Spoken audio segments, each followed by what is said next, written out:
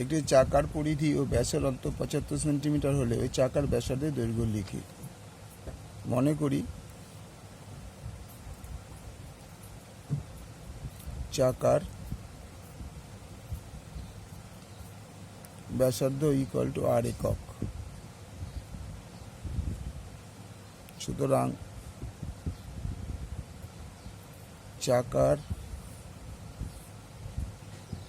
পরিধি equal to 2 পাই আর একক এবং চাকার ব্যাসার্ধ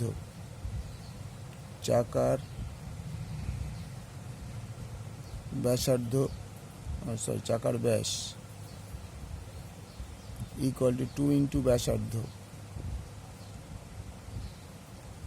একক ইকুয়াল টু 2 আর একক। প্রশ্নানুসারে বলেছে কি চাকার পরিধি ও ব্যাসের অন্তর 2 পাই আর মাইনাস 2 আর ইকুয়াল টু বলেছে 75 সেমি, বা 2 আর কমন নিয়ে নাও, পাই মাইনাস 1 ইকুয়াল টু 75 সেমি, বা 2 আর পাই মানে আমি প্রথমেই বলেছি পাই হচ্ছে 22/7, এটা মনে রাখতে হবে, এটাকে বলা হয় পাই। তাহলে 22/7 মাইনাস 1 ইকুয়াল টু 75 সেমি, বা 2 আর 22 মাইনাস 7/7 ইকুয়াল টু 75 সেমি, বা 2 r into 15/7 equal to 75 semi,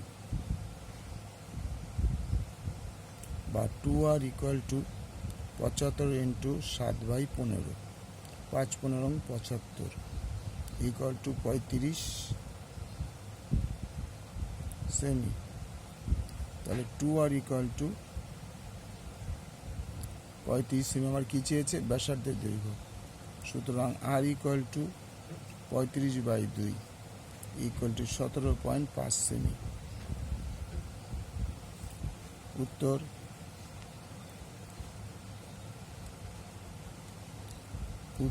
চাকার